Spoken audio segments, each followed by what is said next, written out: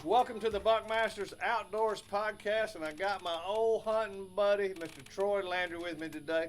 Welcome to the podcast, my friend. Thank you. We're in a beautiful part. This is Landry Lane right here, isn't it? Yep. You got a whole family right here. The whole family live down this street. We sure have had a lot of fun. Talk to me about growing up in Pierreport. Well, I grew up hunting and fishing here. Right where we sitting with all woods. I used to hunt back here all the time. Really?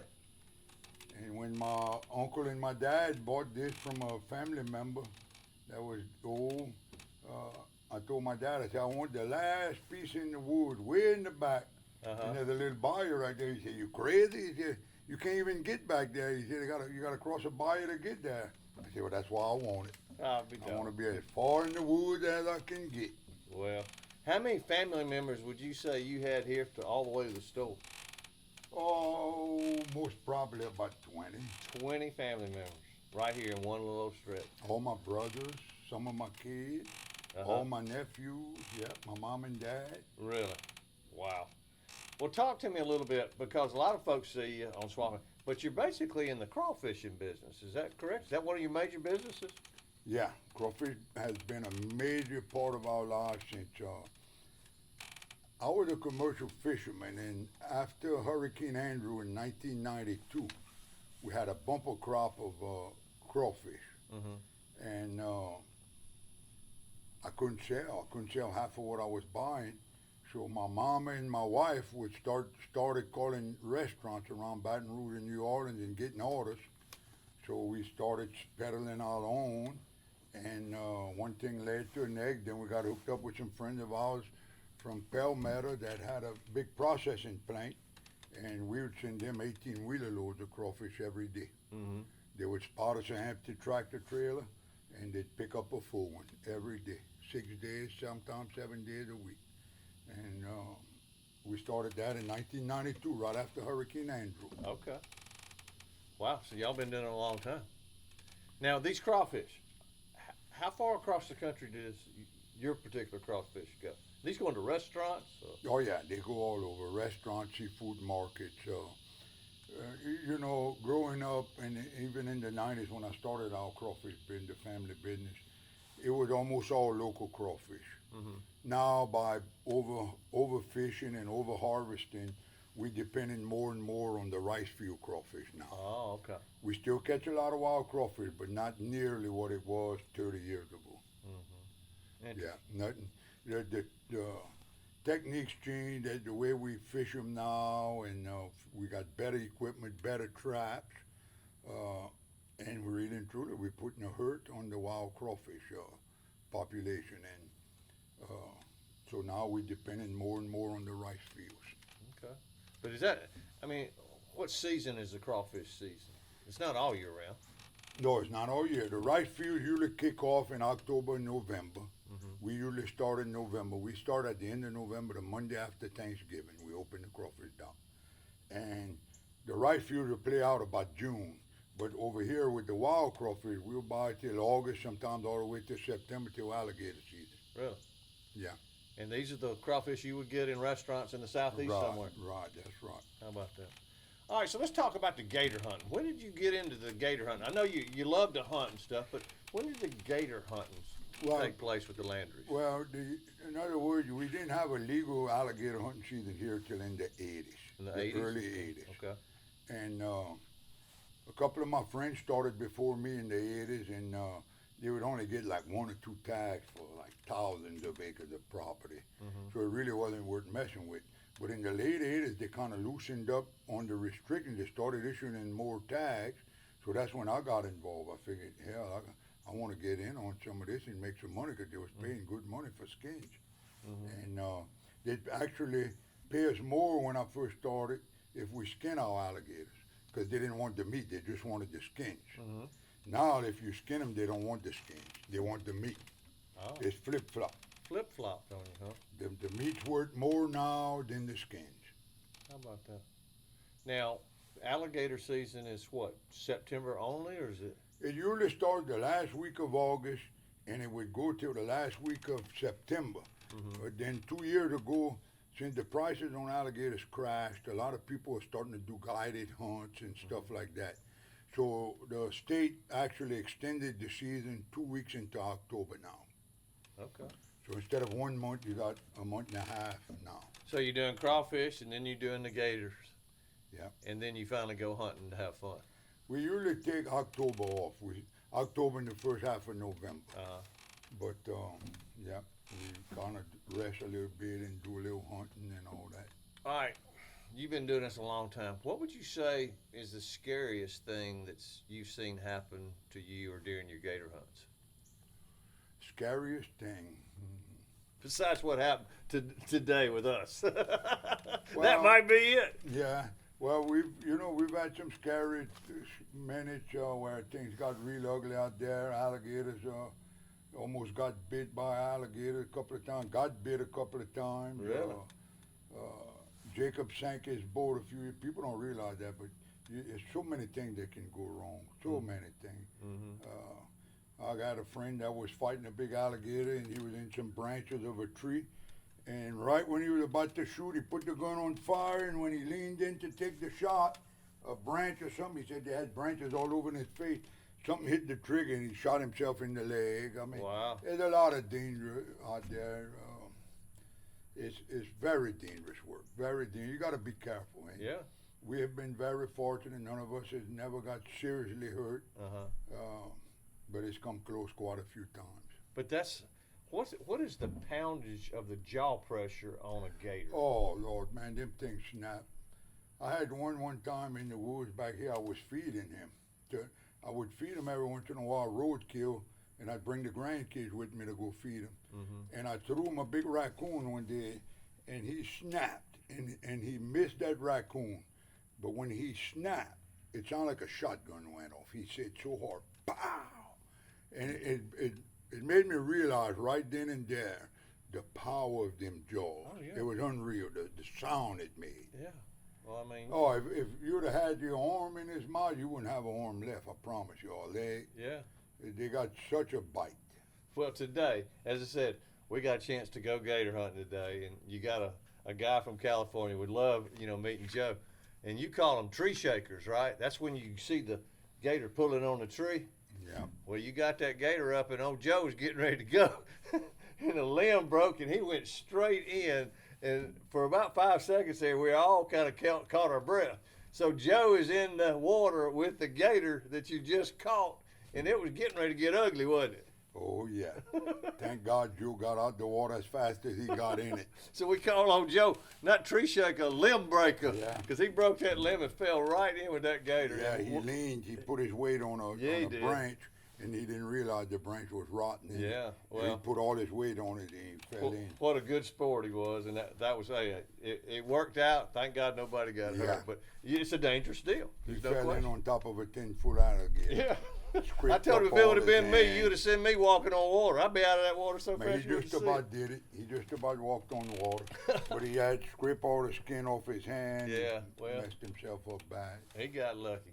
All right, well, tell me this. When did the History Channel and all of them approach you? Because you already been gator hunting, the lifestyle. When did they approach you about doing a TV show? They approached us, I think, if I remember correct, it was 2008. And they approached us not to make a TV show, but they was going to make a 3-hour documentary. I got you. About alligators and families that hunt alligators. And, they found us, they got my name through the guys at Wildlife and Fisheries. And I told them, I said, yeah, I'll bring y'all, there's no problem. So when they filmed us that first year, they told us, they said, whatever you say on the boat, what you normally would say or normally would do it. Play like we're not even there. So, we did our thing, and they filmed us. And when they went back to New York to put their little 3-hour documentary together, some of the people at the History Channel liked the footage so much, they brought in some panels. They'd bring in, I think it was either 40 or 50 people at a time, like a little theater. And they'd watch the footage, and people would freak out. They loved it. And they did that a few times. They brought in different people, and everybody loved it. So they came back to Louisiana, got us to sign a bunch of papers, and instead of making a 3-hour documentary, They made 10 one-hour episodes. And it broke every record at the History Channel for the amount of viewers and all of that till today. It still holds the record till today. Really? Yeah. 14 years later, and we still filming. Is that how long it's been? 14 years? 14 years. That was my next question. We filmed season 1 in 2008 Uh-huh. when it was supposed to be a documentary, but they didn't air it till the following year. We were starting to hunt alligators the following year, and we still didn't have a contract. And when the show aired, people loved it so much that they signed us up with a 5-year contract. Wow. Wow. Hey! We got grandkids even covered. Hey, Papache! Yeah.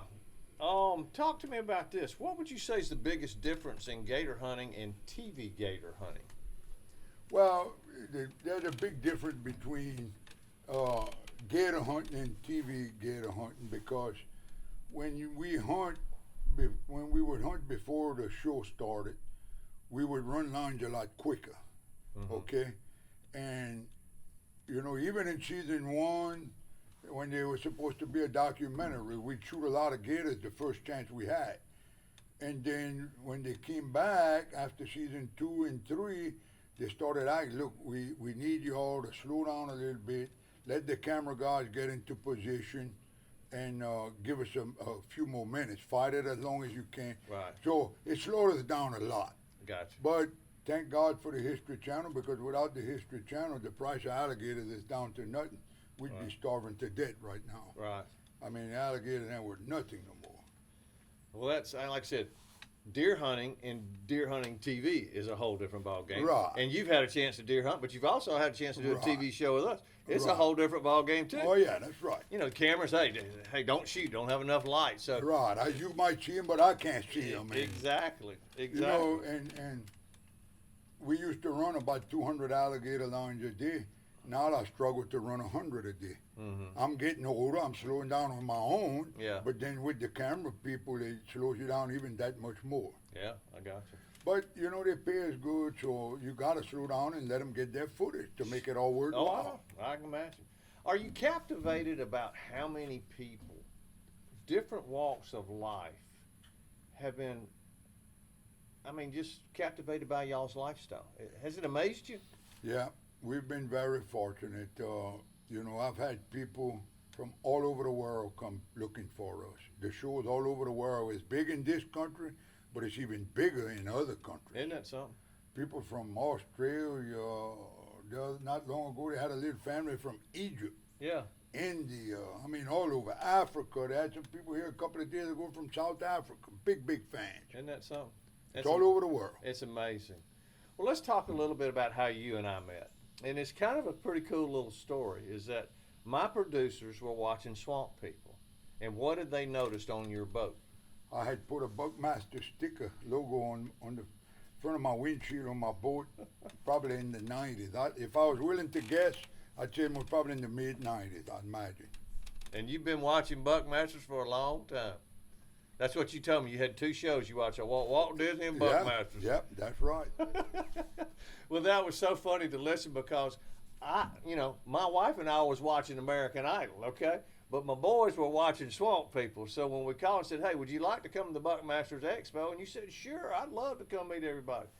I had no clue. I had to call the mayor and say, bring me extra policemen, because your line went all the way around the building and down the block.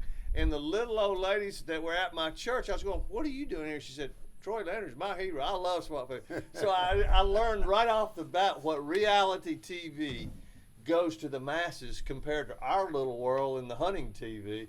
And I still to this day laugh about that, because it all came on the sticker on the boat right there. So we was very fortunate. People love us everywhere we go. Yep. And we have a lot of fans. We was very, very fortunate. What fascinates you about whitetail deer hunting? I know you love to deer hunt. What fascinates you? I mean, you gator hunt, you do it for a living, but you love to whitetail deer hunt. Yeah, to me, whitetail deer hunting is relaxing. You get away, you're in the woods. I love it. Just to be in the woods. It don't matter what I'm hunting. But whitetail hunting is kind of like a challenge, Oh, yeah. you know, you go squirrel hunting, you go rabbit hunting. It's not much of a challenge. You enjoy yourself. You come home with hopefully a bag full of squirrel or rabbit to cook for supper. Yeah. But it's not that much of a challenge compared to deer hunting. When you're after a certain big buck, and sometimes it might take you a couple of years, 2 or 3 years to get that big buck. Yep.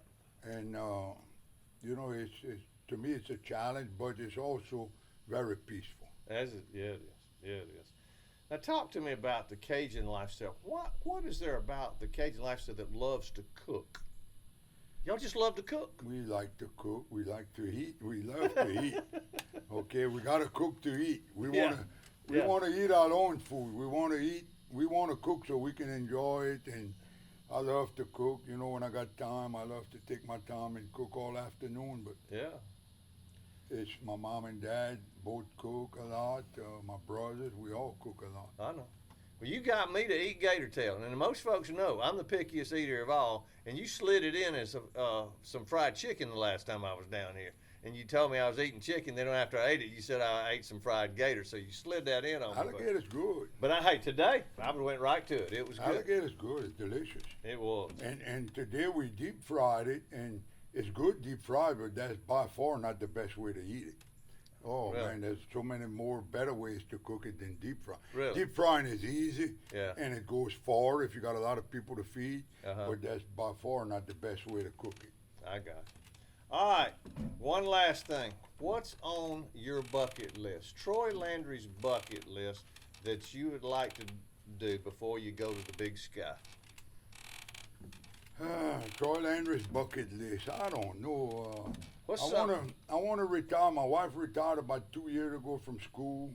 I wanna retire and I wanna travel. Her and I wanna go on vacations. You know, I wanna go see the big redwood forest and Okay. big trees. I wanna go on some nice little vacation, just relax. I got it. Get away from the alligator, get away from the crawfish, Yeah. all of that. That's nothing but work.